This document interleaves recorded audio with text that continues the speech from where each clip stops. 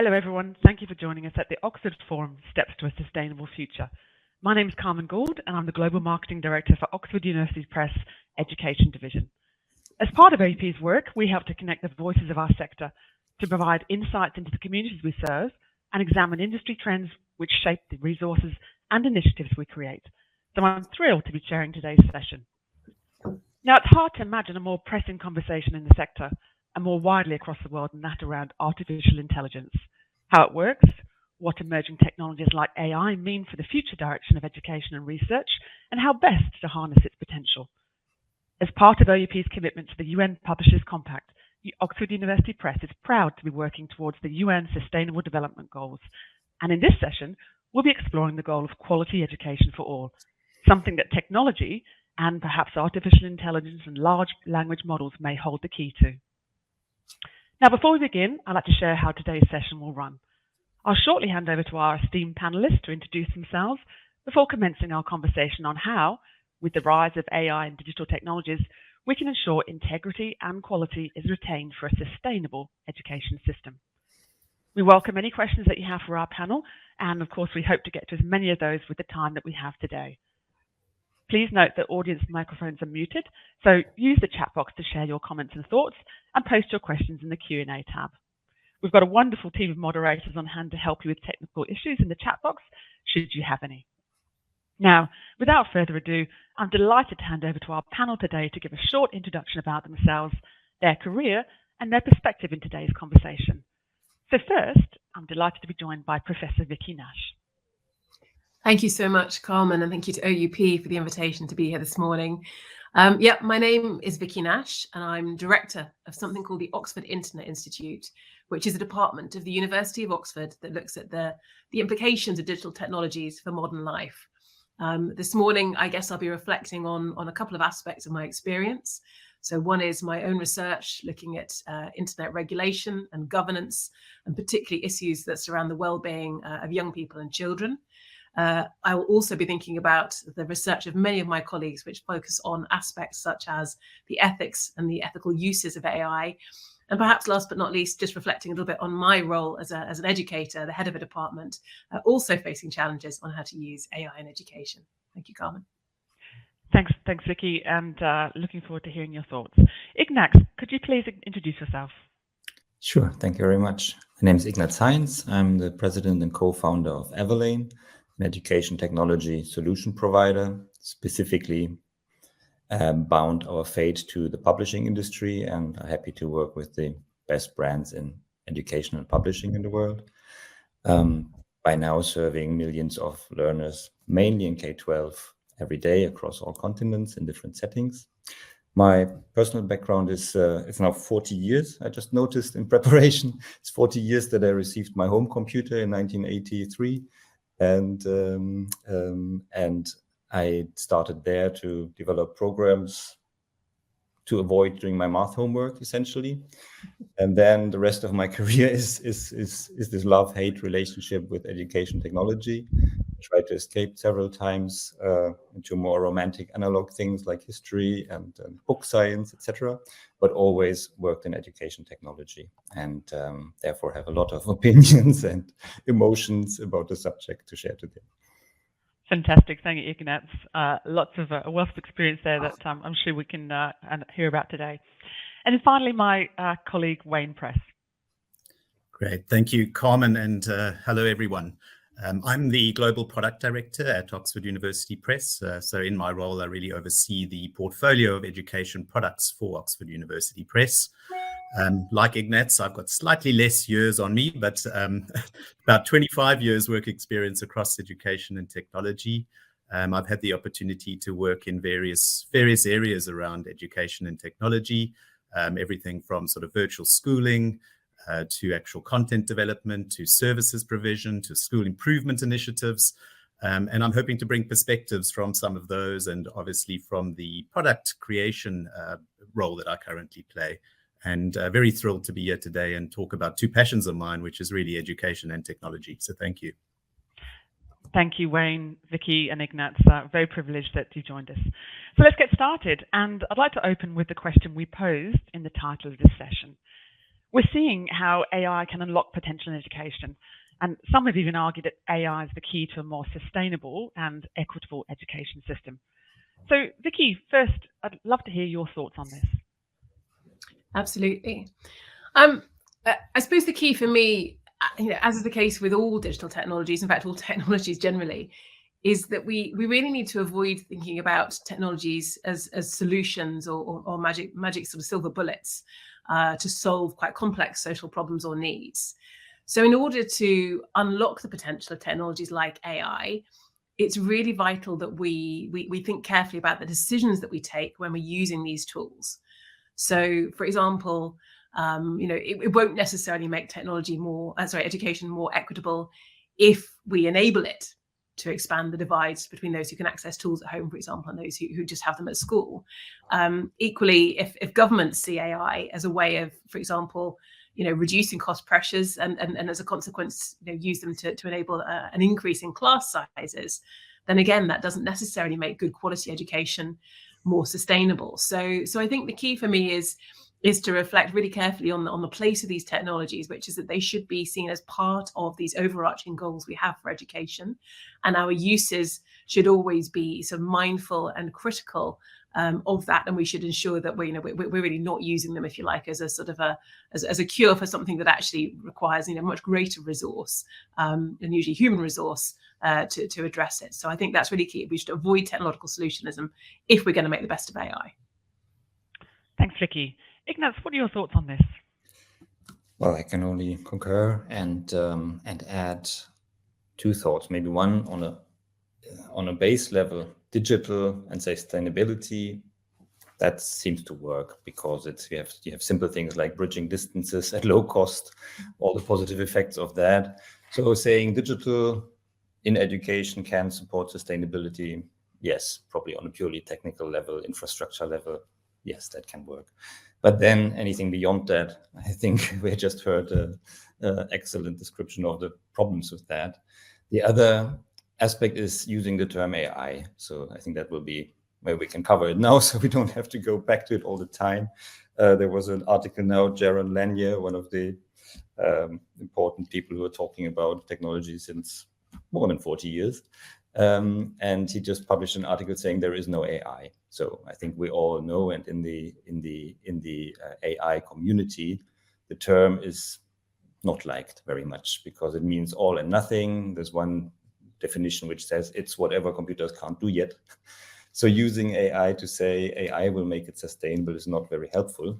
However, inside AI and what is currently called AI, there are many separate technologies and approaches, some old, some new, some super effective, and some of them certainly can contribute to sustainability. So unfortunately, a blanket answer is not easy, but there is something in there that can help us. Yeah. Thanks, Ignaz. Wayne, do you think that AI is the key to a more sustainable and equitable education system? I concur with Vicky and with Ignaz in that I think it has a role to play, but it's certainly not the only tool, the only thing that we should be considering. I think what has happened in recent times is sort of typical when technologies become to the fore, new technologies or anything sort of released. There's a lot of hype, and I think we need to be cautious about sort of the hype that the behaviors that hype drives. And I was reminded, I think, sort of in recent times of what happened when virtual and augmented reality came to the fore. I think everybody started using it everywhere. And sometimes it actually distracted from learning rather than added value to learning. And it was often sort of very gimmicky in its use. So I think the fundamental flaw is really when we use these technologies without considering it as part of a broader pedagogical plan.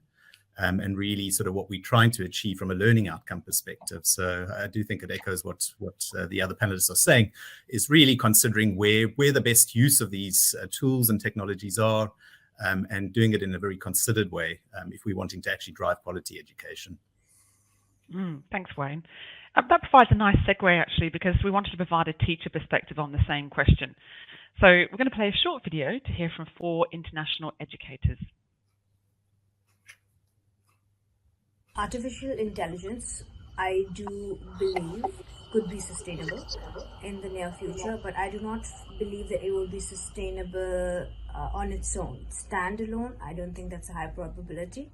However, in collaboration with other core life skills, communication skills being one such example, emotional intelligence, and core 21st century skills together. Because I feel if you were to automate learning, then a lot of core skills would be missed. So on its own, I don't think AI could be sustainable.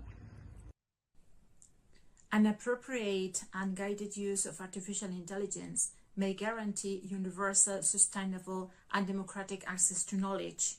When it comes to education, it can reduce social inequality on condition that everybody can take advantage of this technological revolution underway. To achieve this goal, all the necessary infrastructures and policies should be developed by governments and private institutions in collaboration. The world of teaching learning is changing fast. In the emerging reality of blended and integrated learning, artificial intelligence is key to a sustainable and equitable education system. Armed with the twin benefits of continuous self-learning and deep-level data analysis, AI is dismantling the need to herd individuals into an one-size-fits-all kind of pedagogy. Think class, curriculum, and linear learning styles here. I teach humanities subjects, and I would like to inculcate AI into my practice.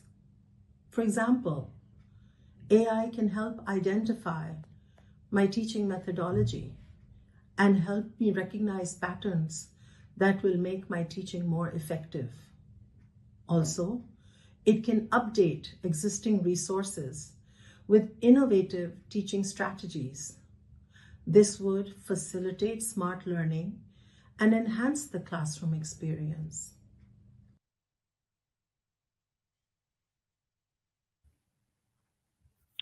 Thank you to Jennifer, Begona, Devakalpa, and Batul.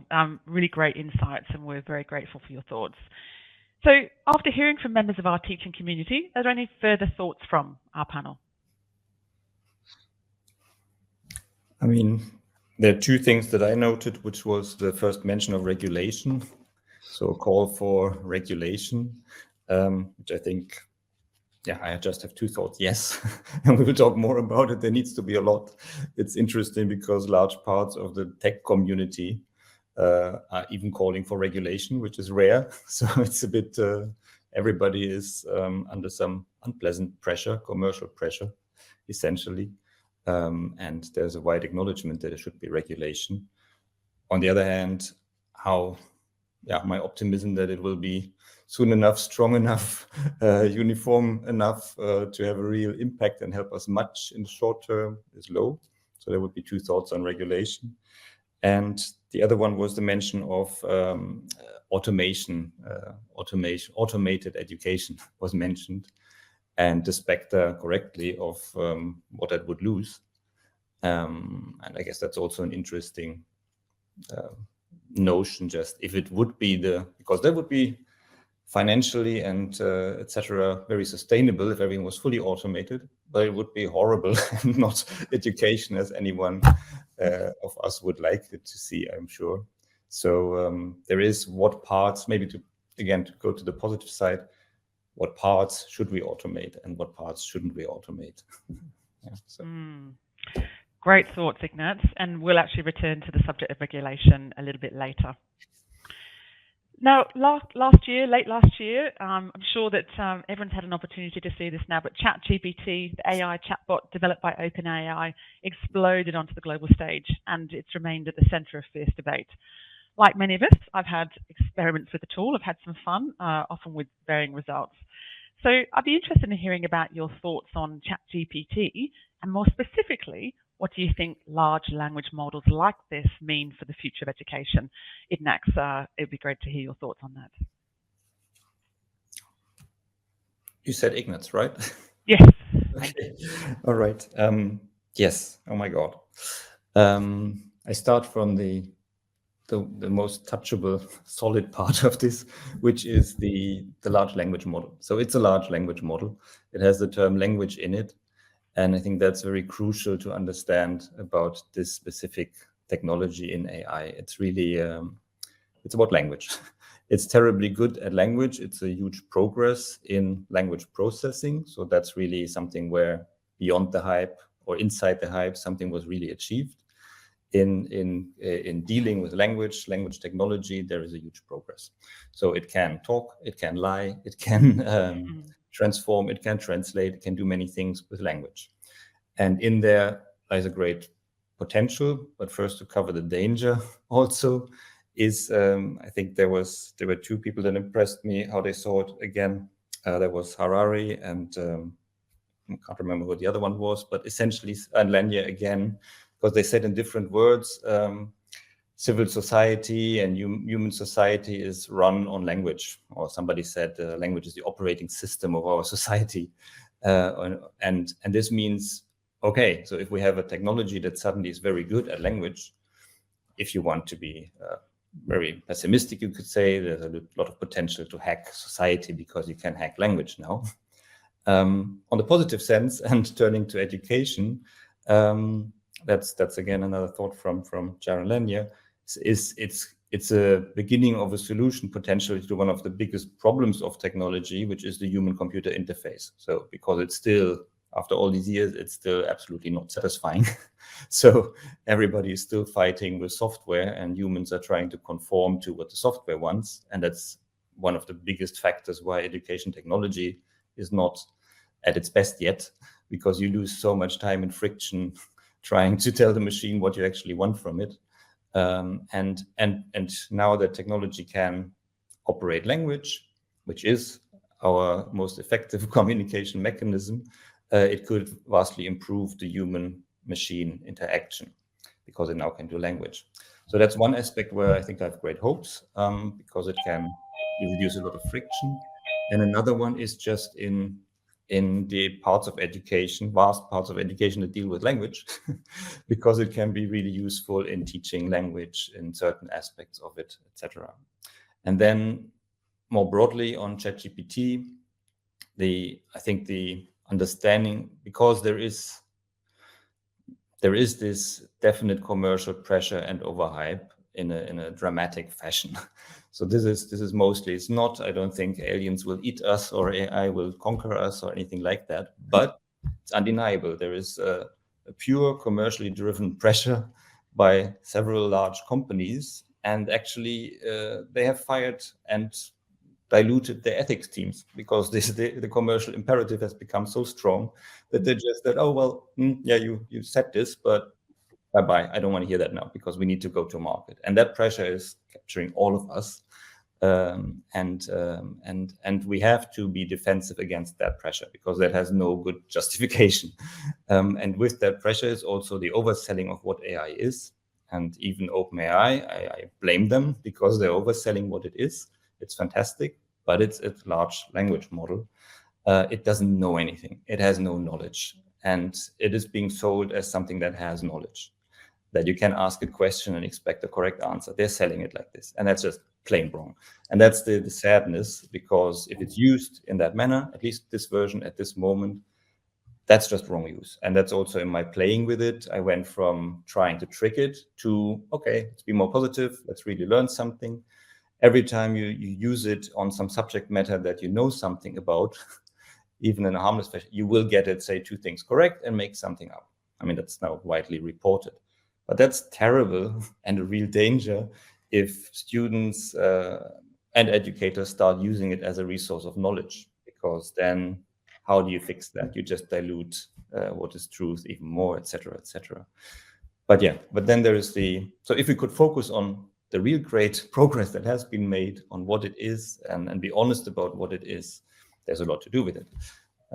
But yeah, we have to be in an engaged defensive, I think, because there is an unwarranted pressure to do the wrong thing with this. Yeah. Lots of people worried about sort of the effect on our social lives and humanity even. Vicky, what do you think large language models like ChatGPT mean for the future of education? So I think Ignaz has just given us a really fantastic insight into the risks and opportunities we face here. And I think I think it is really important actually just to focus in on what they can and can't do. So as Ignaz has just said, these are predictive models. These are predicting on a text basis, what will come next, as you write or as you speak. So they are not tethered to reality. They do not. They are not knowledge containing. Once you acknowledge that, though, I think, and considering how fast these technologies are likely to advance, hopefully, though, in a regulated and ethical way in the next few years, I think it is up to us as educators to think about how we might use these appropriately in our education systems. And I suppose I just wanted to give a couple of examples. So one is, I think it might encourage us to think a bit more carefully about what writing does in education. So if I think about it at a university level, for example, rather than a school level, we set assignments, we ask students to write theses, we ourselves write journal articles. Now, at the moment, I don't think these models are really in any danger of enabling us to sort of replace the knowledge that we have in our learning processes or in our research careers. But what they might enable us to do is to make the writing processes for some of those things more quick, more effective. They might help individuals with special learning difficulties, for example, for whom English is a second language. So if we can find ways of ensuring that what we are doing is using these to support our writing rather than our knowledge creation, then I think that might be an effective use. I know they may also present some risks for assessment. I think we're going to talk about that later, are we? So shall I hold on to that for then? But yeah, so for me, I suppose I feel as if we can't ignore these. We can't keep these out of education. So for me, the challenge is accepting exactly what they can and can't do, what their limits are, and then finding ways of embracing those to improve current practice. And I suppose also, one other thing that's key is if we think about children at the sort of school level, it's really vital that we are educating them what these models are and what their constraints are. So again, as sort of part of sort of media literacy, critical understanding, that we are turning out students who know what the place of these technologies in the world is. Great point, Vicky. Now, of course, ChatGPT is just one example of the use of AI, and in the education sector, we've seen AI applications used as virtual tutors, in assessment and test preparation, or providing personalized learning content for students, as we heard earlier. It seems like the possibilities are endless. Wayne, what most excites you about the potential of AI and other emerging digital technologies for education? Where do you think it will have the greatest impact? Thanks, Carmen. It's an interesting question. And I think first reflecting on probably what is exciting most people around AI and sort of the current uses we're already seeing. So I think from a teacher perspective, as you mentioned, I think it's being used really for preparing lessons. It's being used to mark assignments, personalize learning more, and also provide feedback. I think that sort of seems to be a key trend. And I think for learners, there's that opportunity to be exposed to more practice and to really get more instantaneous feedback. And as we've all been discussing, I think there's questions around sort of the quality of that, but certainly that's how it's being used. And I think it's also adding benefit around more sort of contextualized experiences for learners, and also providing better accessibility in some cases as well to content and to learning. And I think also from a researcher's or an education product perspective, it certainly has benefits around how we tag content, how we make content more accessible. So various benefits there. And I think they all come down to one thing, and that's really about time.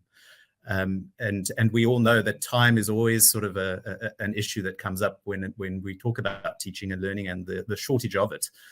So teachers, educators, and likewise sort of product creators are looking for opportunities to save time. So I think a lot of the big impact is going to be around time. And for anybody who's taken a look at the Google's Future of Education Trend Forecast report, they refer to time saving in various categories, which I think is quite useful in talking about sort of preparation time. So which really talks to that lesson planning piece if we're looking at the actual school context specifically. It talks about engagement and instruction time and how saving can be made there, which to me really refers to the personalized or contextualized and accessible content for learners. And then there's administration time as well. This time spent on mundane tasks that need to be completed that AI could potentially be supporting.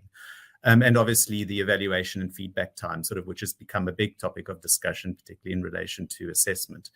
The Google document also refers to, I think, professional development time, which is an interesting one. So really using these technologies as well to provide teachers with access to learning using technologies and using AI specifically.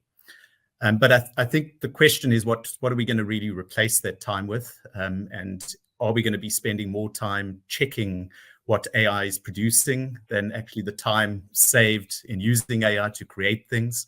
So I think that's sort of a question that we still need answers for. But if I really had to reflect on what excites me, I think it's the fact that these technologies and AI particularly are disrupting the way that we think about education and creating forums for discussion like this. It's getting us to really question current approaches and thinking. So I think really an example of this is in the midst of concerns around ChatGPT, where many people were really raising the fact that children were using it to complete homework assignments and using it to really cheat on any task being set by teachers. There was an article I read where teachers using it to actually encourage children to use ChatGPT to create lots of content, and then flipping the assignment to be, how could you actually improve this content? What mistakes is ChatGPT making? And how can you actually critically engage with this content to sort of make it better? So I think really looking at new ways of actually working with tools out there is also an interesting opportunity that to me is quite exciting with emerging technologies. I also think there's systemic possibilities that we've probably not chatted about that also quite excite me. I was reading another article where AI is being used to parse large volumes of complex data to support school district planning efforts, to look at sort of which catchment areas children who attend the school can come from, with the aim of really fostering more diverse and integrated schools. So I think that's really an interesting application as well. So I think really to summarize it, it's the discussions, it's the debates, and it's the new thinking that these emerging technologies really bring about that excites me. Thank you, Wayne, and certainly important global skills that are emerging as a need for our students. And just on that, your point about saving teacher time, that I think there was in 2020, McKinsey said that AI had the potential to free up 40% of the typical teacher working week, which is incredible when you think about the staff shortages and around the world and pressure on educators. We actually posed the same questions to teachers again within the international community. So let's watch a short video now to hear their perspective. What excites me most about the potential of AI technologies is the fact that it's going to make our job much easier. Time-consuming activities such as exam preparation, marking, giving feedback, tracking progress, and detecting plagiarism will be done in seconds. It sounds fantastic because then it will open more space and time for us, the teachers, to focus on our students' social and guidance needs. I think one of the things that excites me about the use of AI and other technologies in education and research is being able to take away a lot of the administration work, like scheduling, even grading, and letting them focus on what they do best, which is interacting with students, mentoring them, facilitating them, and really offering that human touch in a world which is getting more and more digital and, cold. Another thing that I'm really looking forward to is the potential of AI to be able to analyze a lot of data and come up with solutions, find patterns that humans can then use to come up with the best teaching strategies. Being an educator, what excites me about AI is it will be a boon to the teachers because they'll be using AI from taking physical attendance to mental presence of a learner, from teaching aid to evaluation in multiple rubrics. So I strongly believe AI will be like a boon to the teachers. But one question will remain: will learners use AI or AI will use the learners? The time will tell.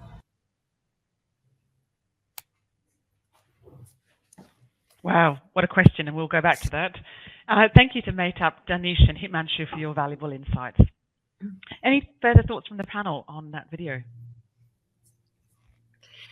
Just that last question, I suppose, about whether or not learners will use AI or AI will use learners. I do think, we do need to be very supportive, I think, of schools and educators generally in terms of understanding how companies make money from these products. So we need to ensure that the companies that we're using and employing in schools have really high standards around things like data governance, privacy protection, security standards, and in particular that the monetization models don't depend on utilizing student data in ways that we think would be unethical. So I think that was a really great point from that last speaker. Fantastic. With apologies if that's my microphone. We have some works happening outside. I think someone is going to go and have a word. So now we can't talk about benefits without also thinking about the corresponding risks, and we've already touched on some of those today. Vicky, you've just published a blog with the Oxford Internet Institute, which highlighted some of the risks of applying AI technologies to education and research. What do you think they are?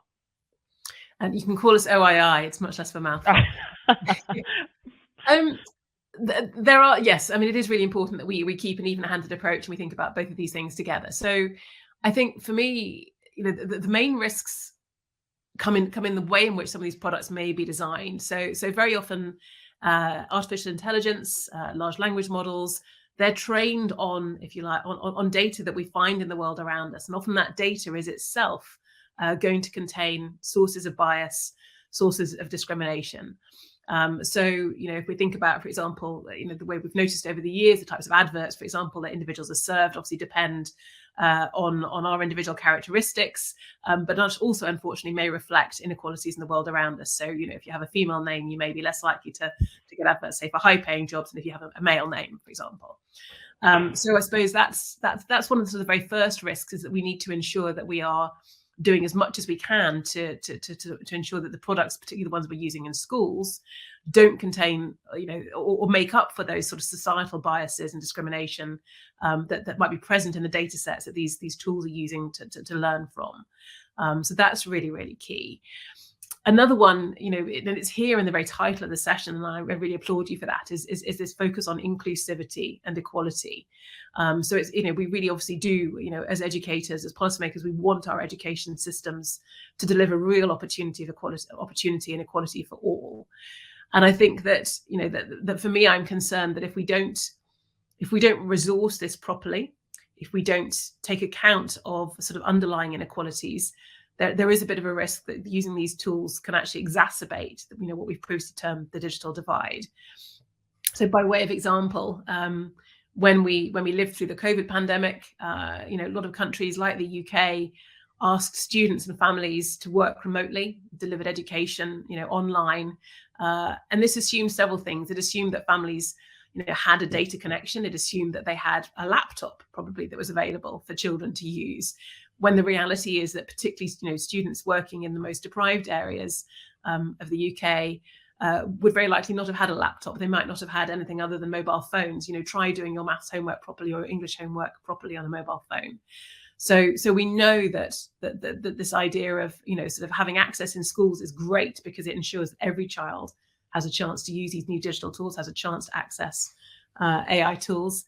But at the same time, we need to understand that children who have access to these things at home as well will face an advantage. And so, again, there are government policies around that, I think, where we need to do more to respect those inequalities. And then I guess, I'll let others talk about other risks. The last thing I suppose I'd mention would be around, the normalization potentially of surveillance and, the potential for things like privacy breaches. It's very interesting to me that we have, whether it's at home, whether it's at school, we've all got very used to providing our own data for the purposes of things like assessment, or kids use biometric data to access their lunch, for example, at schools. So we've got very used to the idea of providing data very regularly, and I think that's great if companies are fundamentally good at protecting privacy. But this is a hard topic for schools to understand and ensure they have appropriate procedures put in place. So yeah, that would be the third one I think I'd pick up, would be this idea of, that we might be infringing on students' privacy unless we have very high standards of data governance here. I think we will touch on that again, and then also on your point on inclusivity. But let's move to our educators. So thinking about a local or practitioner level, how can educators safely embrace and roll out AI-powered education? Wayne, it'd be great to get your thoughts on this.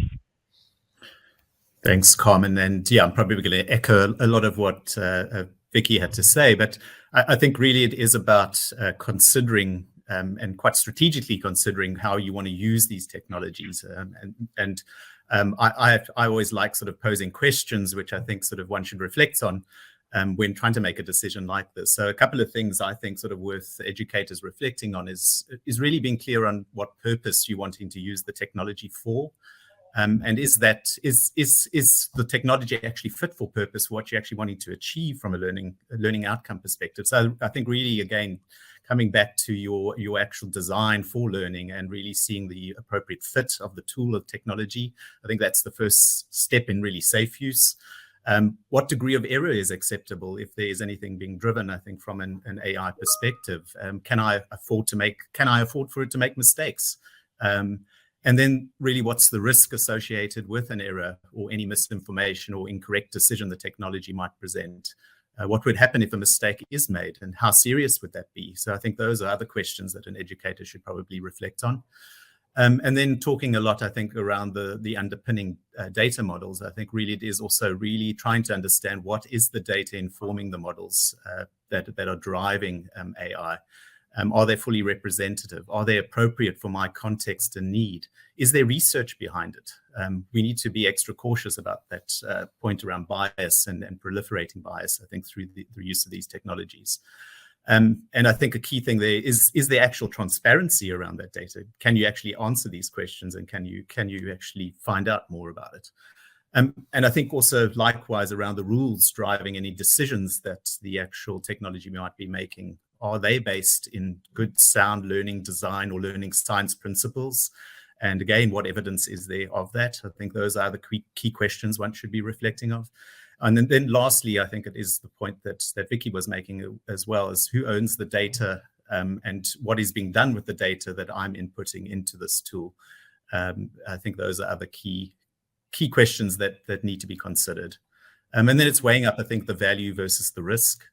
And also ensuring we really have we don't also introduce an imbalance of technology and I think one of the educators mentioned on the video at the expense of sort of really authentic human interaction as well. So I think it's weighing up the values and risks of the technology, but also ensuring you keep that balance in learning with the human element and interaction still being very considered and important. Great points. So we thought about this from an industry perspective. We thought about it from an educator perspective. Now let's think about the learner. We recently ran some research among the English language teaching community, and one of the concerns, which has already been raised today, was that students would use tools like ChatGPT to take shortcuts with their homework. Very tempting. Are there any thoughts from our panel on how learners could responsibly embrace AI?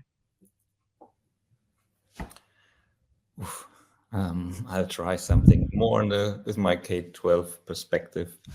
I would also say probably for older students, they should be more responsible, and that's much to ask. But let's talk about smaller children. It's really hard. So I don't actually know what to ask from them, because again. Yeah, I wouldn't know what to ask from them. I can only say what we should do for them, which is really educate them about what these things are, what they do, and which is, again, important to teach that, yes, it can do very good language, and but it doesn't know anything, and why, and how these things work. And so educating them about it would be the thing we need to do for children now. I mean, on Saturday, my daughter came and said, can I use ChatGPT for the English essay? And that's not because we discuss it a lot at home at all. It came from outside, and because half of her classmates are using it. So my answer was no, but then I'm also going to write to the teacher to ask him what we're asking now. Please make it a topic in the class, etc. And I just didn't want her to use it, because that's yeah, I think it's okay if I say that now. It's an important thought also for the teachers, is this autopilot. So there is the comparison to self-driving cars, which is also kind of AI that doesn't really work as well yet, but maybe will one day.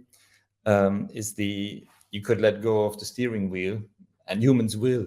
So as soon as the thing starts working well enough, you will not pay attention. And that's a great danger in the quality of education, I think, because if it really keeps the overview of your class and personalizes for your students and knows who's ahead and who's behind and who needs special attention, at some point you will just rely on it. And then you haven't looked that student in the eye for 2 weeks because your system is dishing you up nice little phrases you can send to the students in the morning. So there's this, and for the learners, the same thing. I think the danger to learners is, I haven't improved in spelling in the last 10 years because Google had a spell check built in. And also most of us cannot navigate without a map anymore. So the same thing will happen, is my fear about the language production. If you use it too early, too much, you produce wonderful text, but you won't be able to do it alone. And that's, okay, it's a big discussion. But for children, I think can't ask much of the children because we're fighting against the biggest marketing machines in the world. And that's a fight we cannot win, but we have to educate them around it. But I was only talking about children, so maybe somebody else has ideas for more grown-ups. Vicky, any thoughts to add? Yeah, it's a difficult one, and I know my other heads of department are really thinking about this issue as well. I suppose I go back to my earlier point, I suppose, which is I suppose at our level, at university, you have students there who want to learn, and they want to learn for a reason usually, which is so that they can apply their knowledge, later on in life. So there's an extent to which the idea that everybody will just cheat or that everybody will just automatically use this. I think there are other incentives here that hopefully mean that people will use these technologies very reflectively. But also, thinking about in the classroom, I don't know whether so for example, if you write a thesis, you do a PhD in Oxford, at the very end of your research, at the end of your 3 years, you actually have to take an oral exam. And the purposes of that oral exam is to do 2 things. And one of them is to determine that you are the author of that work, that you undertook a piece of innovative scholarship, which you understand in depth, and that is your work. And so, I think that there's a sort of there's something here where we need to work with our students, if you like, to understand a bit more about how they can use these tools in ways that support their learning, maybe make some of these tasks more effective and more efficient, but at the same time ensure that they really understand that because these things, particularly large language models, they're not, as we said, they're not knowledge based, they are predictive purely, to help them see where actually we're going to test their learning and their knowledge and their understanding and their analytical skills in other ways. So whether that's class discussion, whether it's the fact that your modules build, one-on-one, so you can't progress to the next unless you've really understood what went before. I think it is much easier. I mean, as Ignaz just said, if you're faced with a classroom of 5-year-olds, I don't think you can simply say, right, you will go, do your homework using ChatGPT. I don't think we can. They need to understand, what the risks are, perhaps in other ways, but that's perhaps part of, media literacy than using these things as classroom tools. So I think I would predict that certainly within universities, we will have to accept that these tools will be used to support some forms of academic writing, but we will also have to understand absolutely what the limits on those are, and to ensure that we can still test learning and that we are encouraging students to use these things critically and reflectively and analytically, as part of their work. So it's going to be a very interesting 5 years, that's for sure.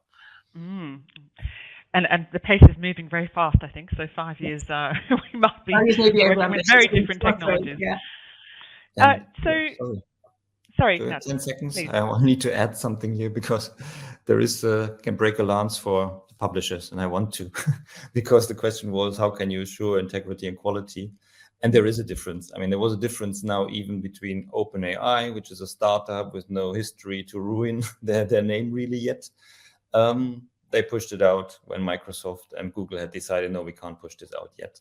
And then came this effect of, and so it is in education. I mean, you have EdTech startups that have nothing to lose, so it doesn't matter so much to them if something is wrong, etc.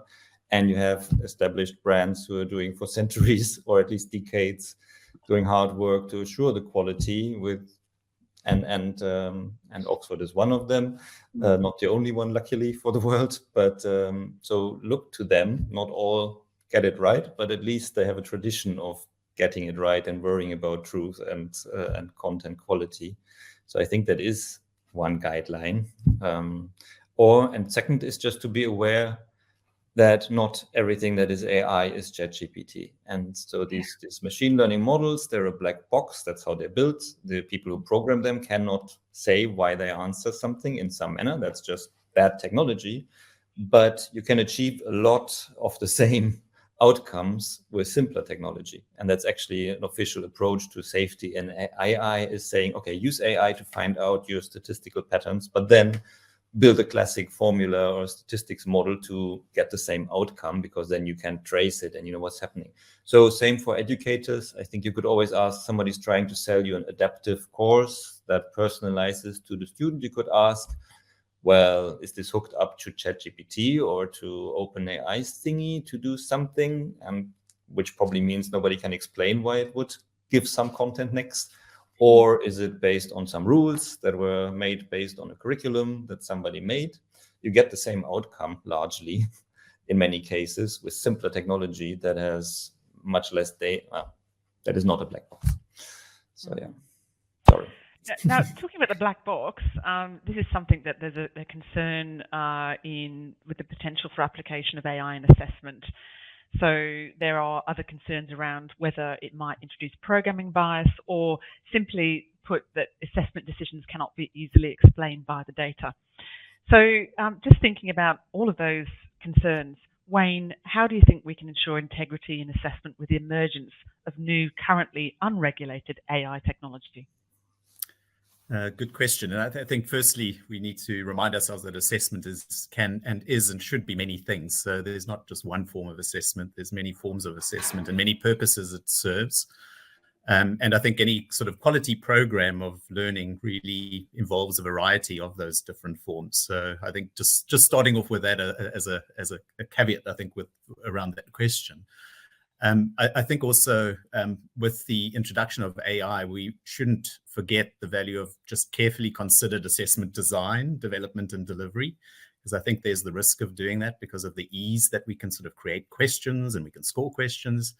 But there's absolute value in using AI to deliver good assessments, but in my opinion, no excuse to use it to deliver poor assessments that have been poorly designed and poorly developed. So I think that sort of is one key piece.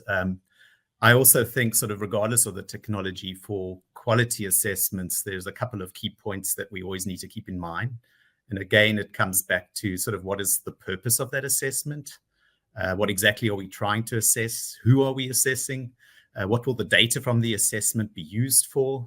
Will it be used to diagnose? Will it be used to inform next steps? Or will it be used to certify?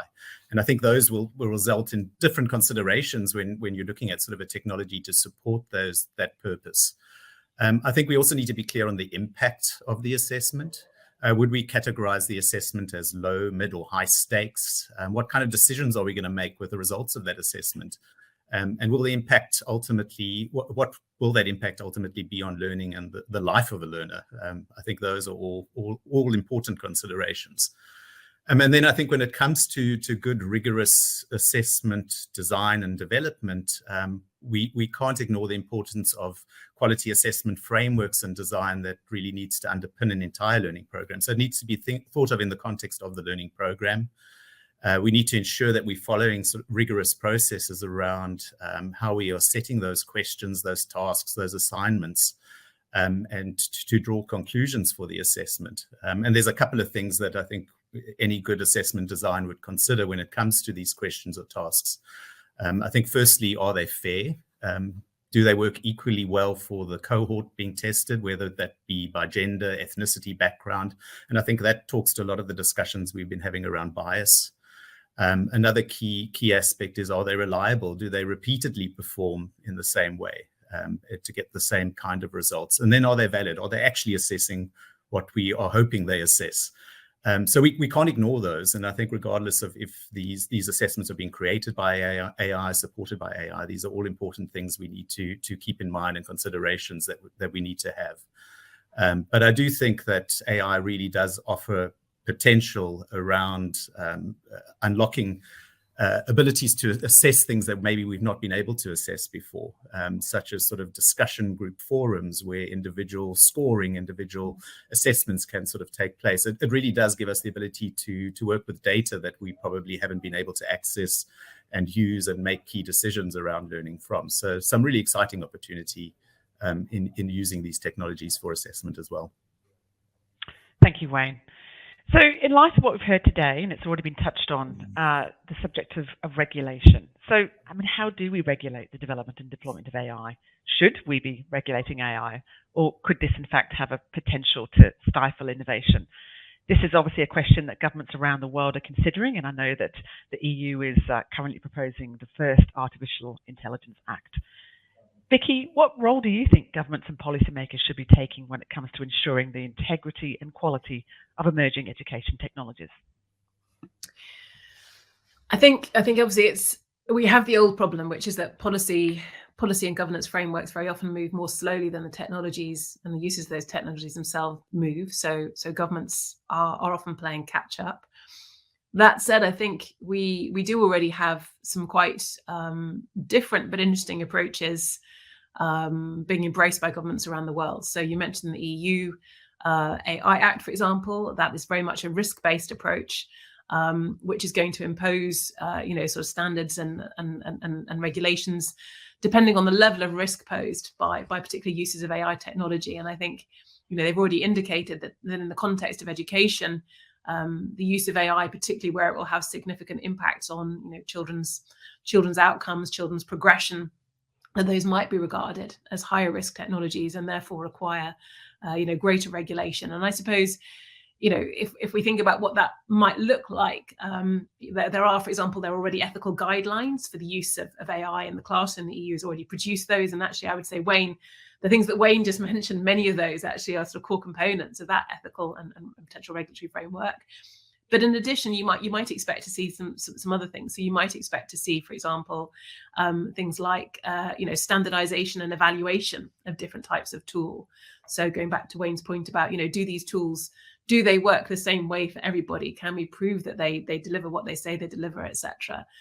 So I think yes, some form of sort of standardization and regulation, particularly for these higher risk tools in school settings, I think will be really key. Another, we've mentioned this now several times, I think will be actually other levels of governance will play a role here. So if we think about, for example, the roles of schools and school boards and educational boards, understanding, what their own governance structures should look like when we're using AI in schools, whether that be, for student use or teacher use. So in particular, who is the head of data protection, in a school context? Who is responsible for ensuring that all the products that are used meet those minimum standards? Who can deal with any concerns or complaints around that? So yes, I think we're going to see a move towards greater regulation, but I think not just at the government level, also I think at the sort of the school and education sector level. And I think we also then need to think a little bit perhaps around the skill sets that we're actually delivering for teachers when we're training them, to ensure that they're aware of their responsibilities in using these products as well. So yeah, it's very much a multi-actor framework, I think. Thanks, Vicky. So let's get back to our discussion on equity in education. We touched on that. Obviously, on one side of the debate, there are those who believe that AI could lead to a more inclusive education because of its potential to create individual learning pathways for students. But on the other hand, in a world where many learners are still challenged through issues with digital access and connectivity, let alone considering the latest generation of AI technology, how do we build an equitable education system without widening the digital divide? I'm going to throw it open to the panel for some first thoughts. So I'm happy Vicky? to jump in if yes, fantastic. I know where I've spoken. So there are two things. So I suppose the very first is that you would like there to be a sort of a very wide-ranging understanding of this challenge within educational policy within the sector. So the focus should very much not be on getting products or tools into schools. It should be thinking about the wider context in which these are going to be used and how you can support, for example, home learning or lifelong learning with these tools and things as well. One point perhaps to make about that, which actually we should see as sort of encouraging, though, is if we look at lessons from the past, very often efforts to roll out technologies in schools can actually lead to wider investment across society as a whole. So things like broadband, for example, if you make a commitment to introduce broadband in schools, very often you have to improve the quality of the local network in order to be able to do that. And so I suppose I'm very interested to see whether there might be similar externalities around the introduction of AI.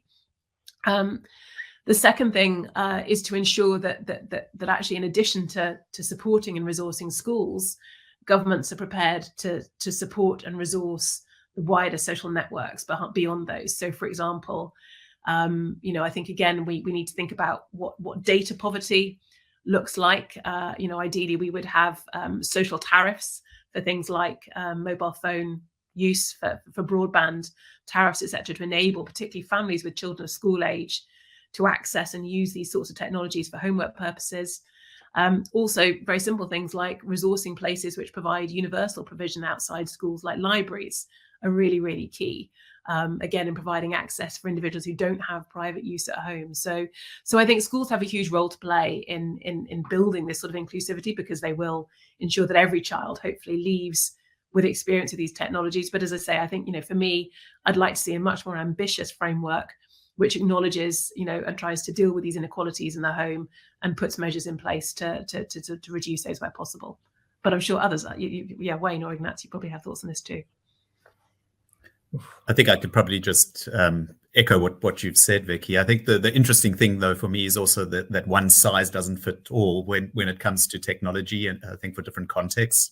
And having come from South Africa, I think I saw really sort of how mobile played such a significant role in sort of helping bridge a divide that probably wasn't the approach being taken in other countries at the time. And also seeing it sort of used in a very different way to also improve the quality of learning. So I remember we're working with a school group where the mobile phone was being used really around data. The teacher had the mobile phone to really capture data around what was happening in the class.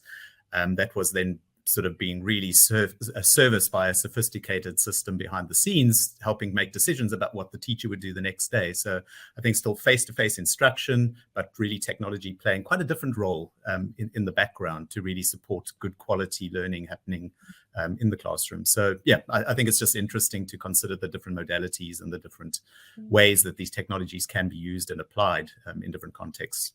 Actually, one last thing I would flag as well is I think, one of the things I've been really heartened by myself as an educator in the last few years has been the development and use of AI tools for inclusion. So things like live captioning, for example, of lecture content. That's the sort of thing that really enables us to ensure that all of our students are well supported. So yes, it's not just about digital divide, I guess, as you say, it's about respecting and supporting every student's individual needs, definitely.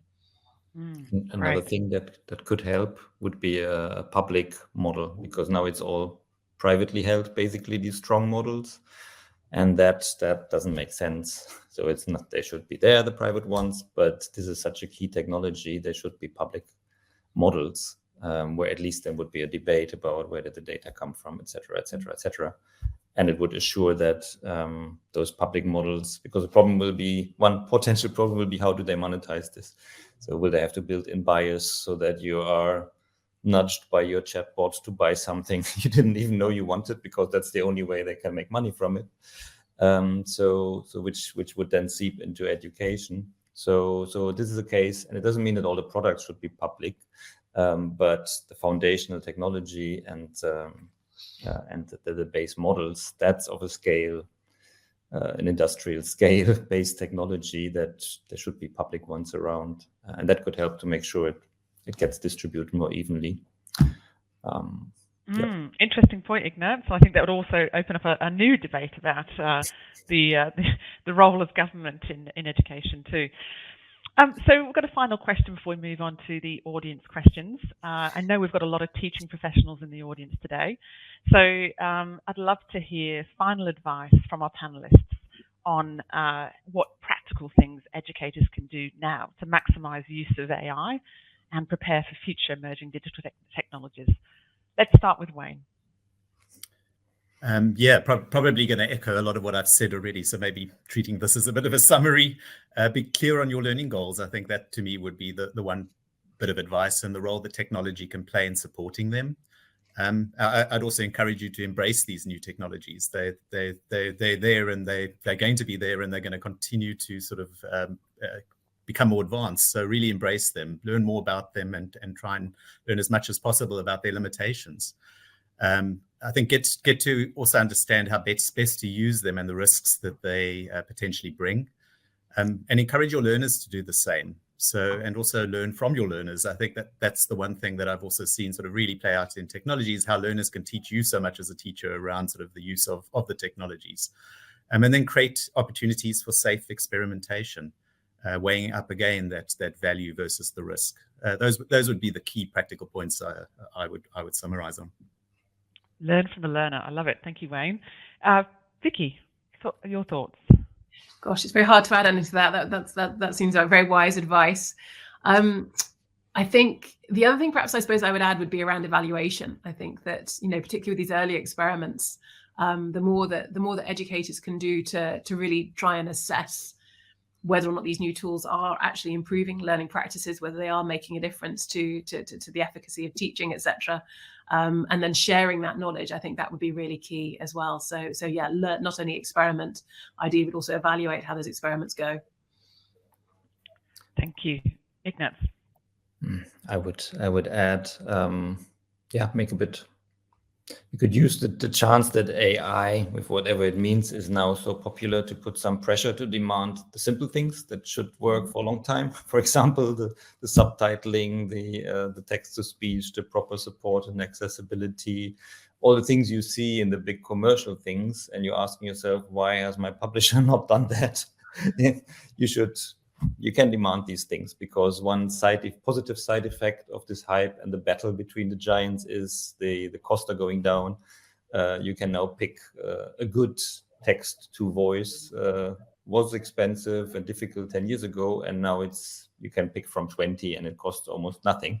So ask for the simple things and push for those that you see elsewhere, and otherwise, yes, try to really understand what it's doing and then use it. And that's not so easy, because there's a lot of bad information around. So in all this media glut of the last months, there's a lot of nonsense also being said about these systems. So you need to invest a little bit of time. But then when you have invested the time, and then you use something like ChatGPT, for example, to prepare your lessons, or to prepare realia, or something very specific to make very custom to your teaching.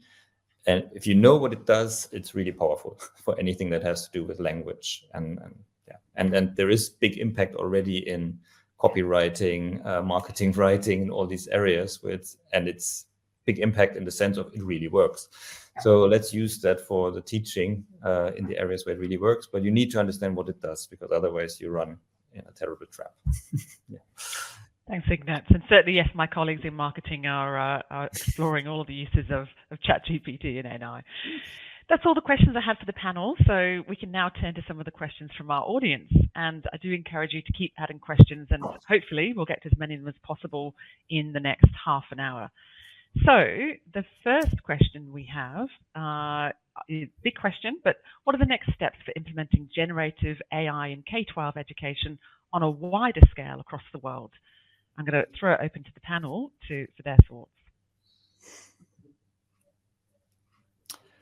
I would say just solid work, taking everything into account we just said. So it's many different things in how do you translate the capability in data analysis.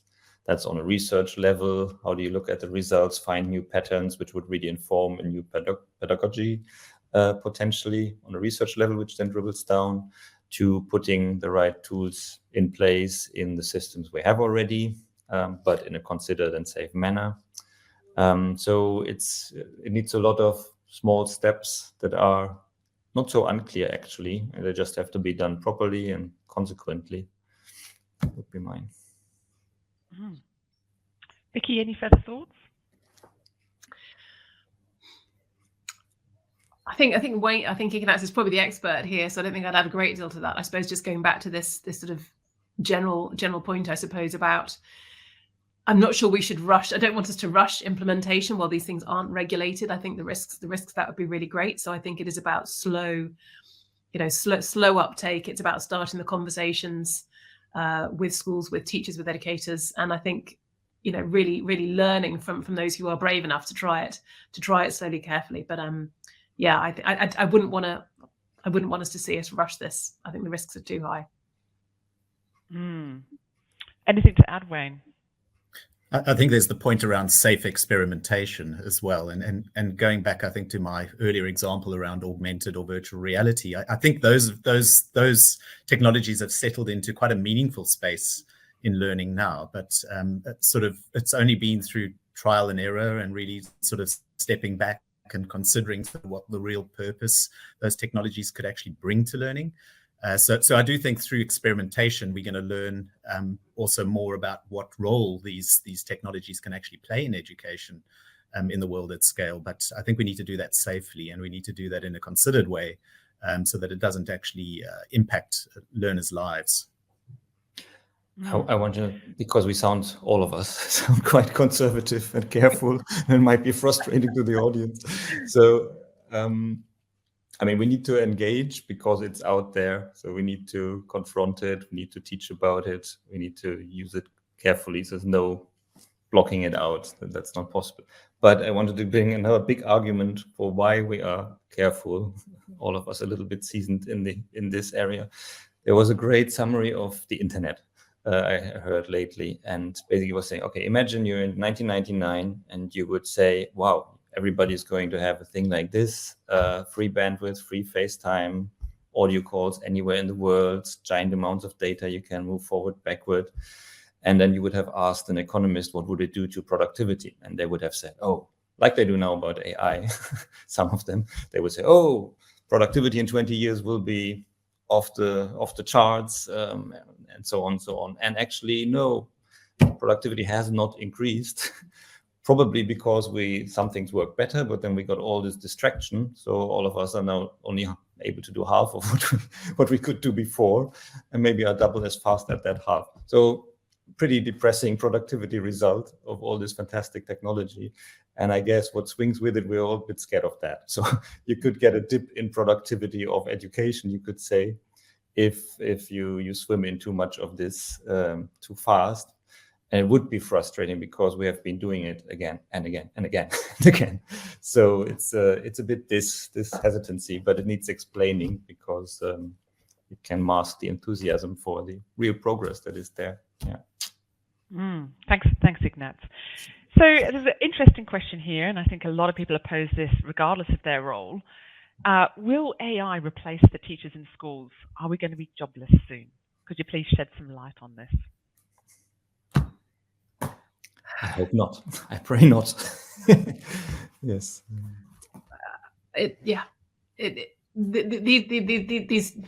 These analyses that we see, which regularly predict which jobs and which careers are going to be replaceable by AI, they are future looking, they are speculative, and they are usually wrong. And I think, particularly when you think about the complexity of the role of a teacher, how much of that can really be replaced by automation, by any technology. I think it's highly unlikely. I suppose, the one thing I do worry about a little bit, and goes back to my earlier point, is that actually there is a risk here that actually if some of these technologies do enable teachers to work more efficiently, some of the tasks, particularly the more mundane tasks, are able to be adopted by digital and replaced by digital technology. I do worry that what that will actually lead to is governments increasing class sizes.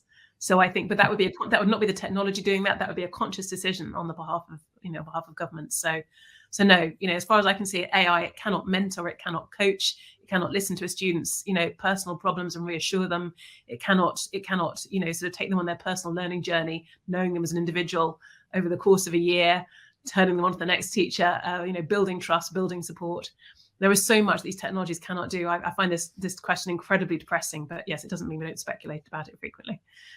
Lots of worries, actually, I think, in the media, but also another question around the impact on authors.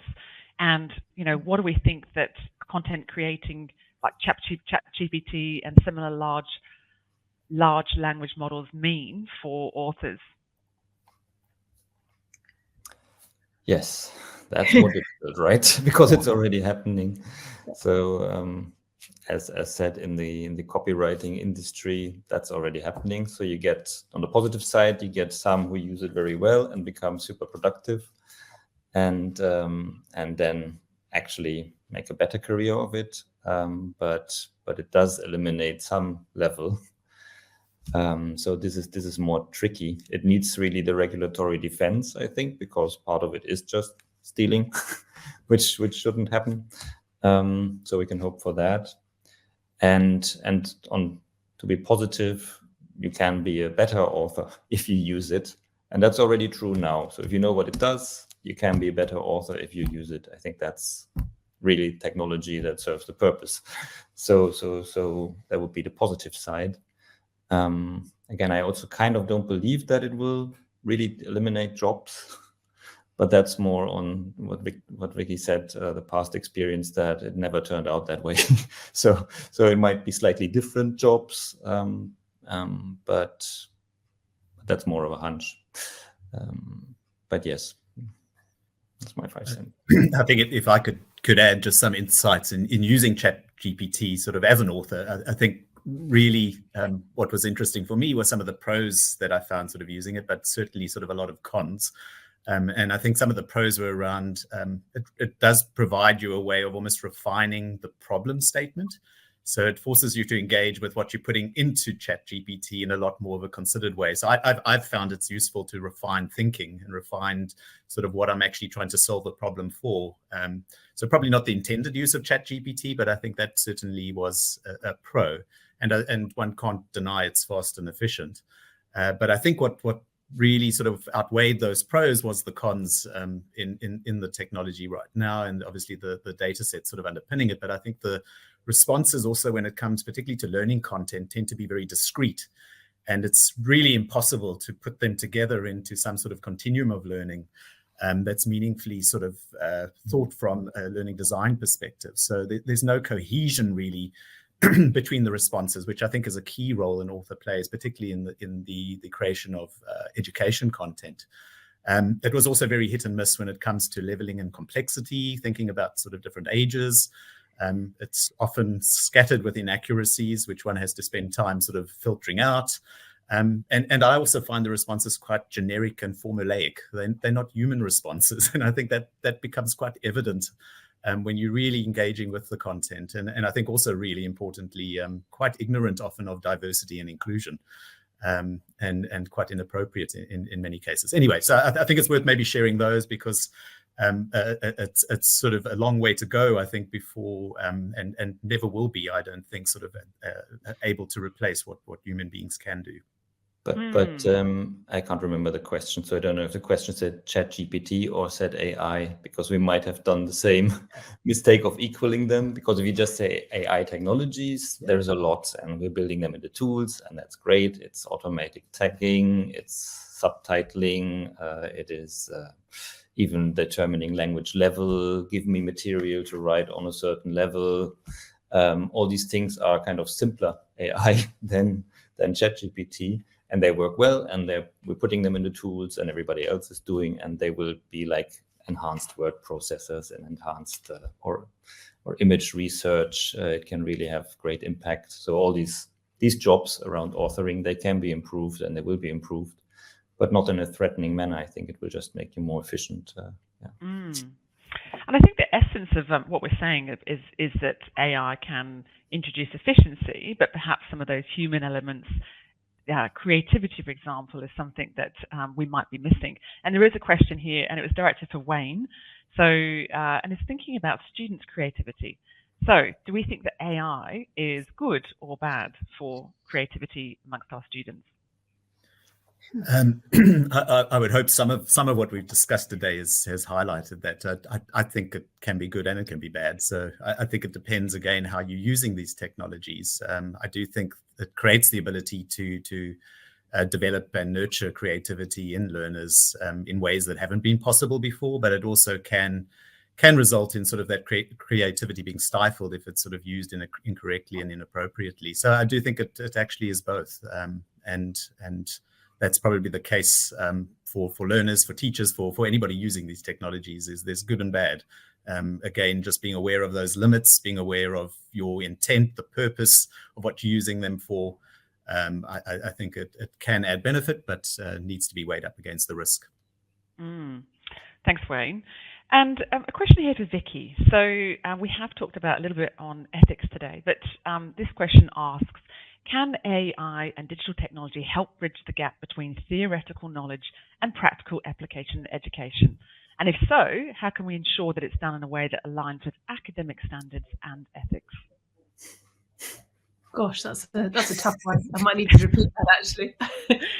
So how do we ensure that AI is applied in education in a way that aligns with academic standards and ethics? So I think it's going to be, to some degree, a bit of a matter of trial and error.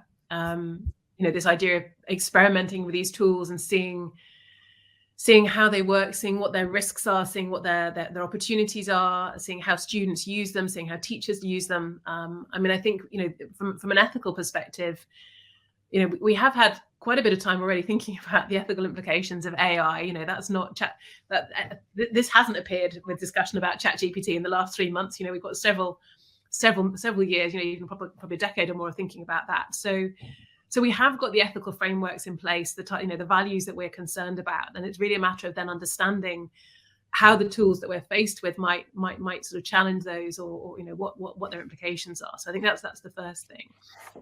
In terms of sort of practical application, and particularly around ensuring that they are really delivering, I suppose, in a university context, knowledge. So that that's the thing for me in a university context. I suppose I'm most excited about where some of these tools might enable us to find new insights. So, if you look at the way in which, for example, AI is being used in things like drug discovery in the sciences, if you look at the way in which digital trace data is being used in the social sciences to shed insights on sort of new aspects of human behavior, those are the areas where I think, again, so long as you have ethical frameworks which guide how you choose which tools you use, which ensure that they have been developed fairly, without bias and discrimination in data sets, which ensure that you're addressing ethical questions when you apply them perhaps to sort of human subject data.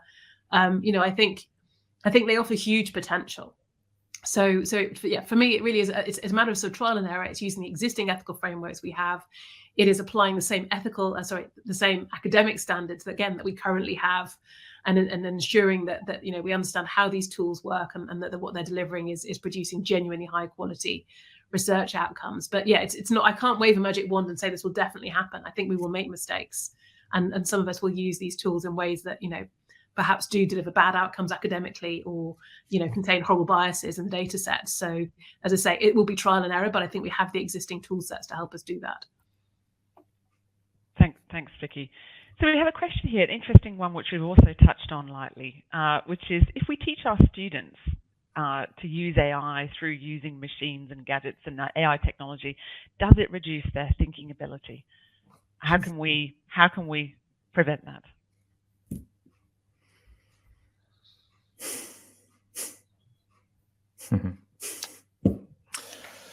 There's a danger that it does. Thinking ability is maybe a difficult term that I don't claim to be competent about, but this laziness, I believe that's definitely happening. Like I said, my example with the maps, the example with the spelling, which we all experience ourselves. And there is a danger that, if it spits out this beautiful paragraph, why bother trying to write one yourself? And as thinking probably minimum has a lot to do with language, there would be a danger of just skirting the effort, where maybe effort is a good thing. And how to prevent it, to just come back to, we need to educate about what it is, what it does, and change, which is, Wayne, you said, the exciting pressure to have to change how we educate in some senses. So there was the flipped classroom, etc. Now we're talking about how to do assessments differently.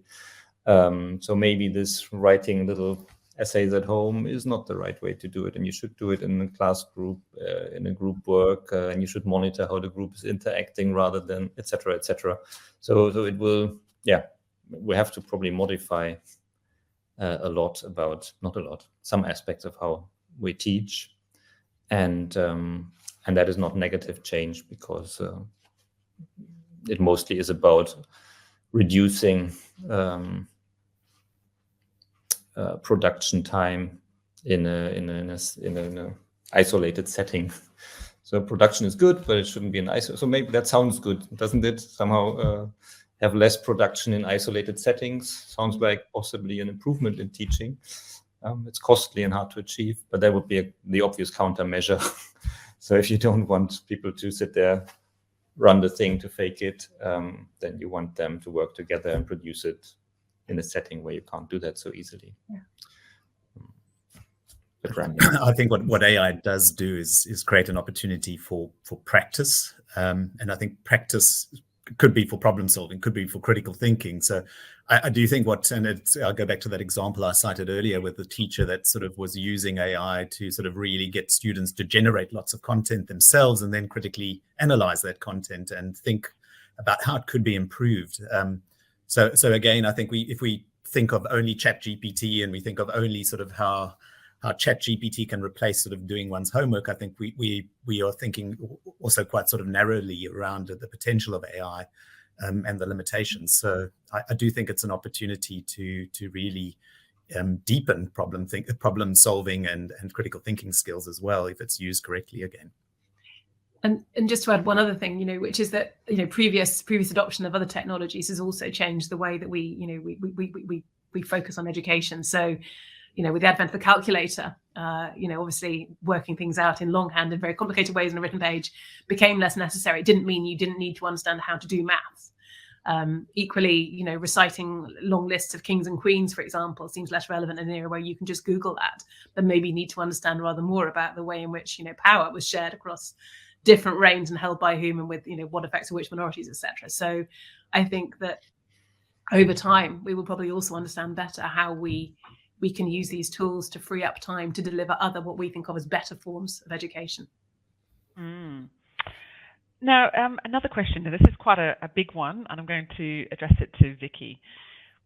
Vicky, what do you think will be the role of universities in knowledge creation if we are all using AI and it becomes, part of our tools and what we do every day? What will the role of universities become?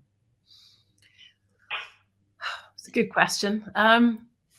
So I guess this is one where I'm still pretty optimistic about the future. And I think actually that AI offers universities huge potential in our ability to create knowledge and to apply that to sort of fundamental problems that we're facing in the 21st century. So, again, I suppose it may depend on the accessibility of the sorts of tools we're being offered. But, if I think about science research or social science research, it is certainly true that we can now use AI tools to produce new knowledge. I mean, that example I gave you, things like, new drug discovery or, sort of an analysis of sort of genetic roots of disease, etc. But it's not as if anybody can just do that. You still have to be an academic expert to use these tools, to understand in what context you use them, to understand the research basis, how to frame the questions, how to sort of, finalize the coding, how to interpret the results. So I don't think that you're going to see the role of an academic researcher going anywhere soon, but I think that, you may hopefully see new efficiencies, new developments, which will maybe, dramatically raise the output to certain research streams if the funding is there. I mean, I suppose that's another worry I have with a lot of these things may yet become very expensive. So a lot of universities' future and our ability to use these will depend on the sustainability of the funding model, which I think is threatened in many countries around the world. So, yeah, I don't think AI will kill universities, but governments might. So, any other thoughts from the panel? I mean, another way it could, what's interesting more from the information science is this is all machine learning approach, this one technology, and it has received all the attention, all the funding from private and public. And there are quite a few AI researchers who are quite upset because all the funding went into these monster machine learning models, where they know since the 60s, last century, that this is not how you actually capture knowledge. It's a different thing. So there is an argument that maybe now with these models, because it has been pushed to the public, we see so clearly what it can do, what it can't do, where are the limits, and to be clear, what they're doing at the moment to fix it is the machine learning model spits out some nonsense, and then they have a filter on top of it, initially introduced to prevent the racism, etc. But they kind of stick on a database of things it shouldn't say, and then this thing is babbling nonsense, and then comes a filter which tries to fix the worst items. But that's not a way to build a knowledge graph or to capture knowledge. So having reached this maybe local maximum of what you can do with this soon, it maybe gives a new push to the other area of AI research, where it's really interesting, because how do you then store these insights, and how do you really capture knowledge? And that would be then the path to a real AI revolution. If you combine what these things can do now with some real model of knowledge and some real concepts, that could be really exciting, because then you could have a conversation and rely on the accepted truth of what it says, which would be a totally different game. And that could be then very interesting for universities, I think, and for research in general, because you would have a place to store your knowledge in a non-traditional content manner. But that doesn't exist yet. It's just a lie for the moment. Okay. Thank you. Now we do have time for one final question, so I'm going to throw it open to the panel. And there's been a couple of questions about this. So really thinking about the use of AI amongst young children. There's some concerns about the impact and whether it actually might be curbing their potential. So someone has asked, just like alcohol and tobacco are not for the under 18s, should we have some rules about the use of AI in educational settings? It's an interesting one, and I'll go back to, I think, to the earlier comment around sort of the learning outcomes or learning goals that a teacher is sort of really setting, and the best way to really achieve those. So I would say sort of an outward ban of AI in education for early learners is probably not the correct response, because there might well be a very sort of meaningful way to use AI to develop what the child needs at that given age and stage of learning. So I think, again, I think it just needs to be considered in the context of those learning goals, those learning outcomes, and then the fit for purpose weighed up against that safe use and the risks it might introduce. But I do think it can be used to develop what's needed if it's used appropriately to achieve those learning outcomes and learning goals. Thank you. Well, that's all we have time for in today's session. I'm sure you agree, like me. I think it was brilliant. And thank you so much to our panelists, Vicky, Ignaz, and Wayne, for such a valuable discussion. And thank you to everybody in the audience, too, for attending and participating today.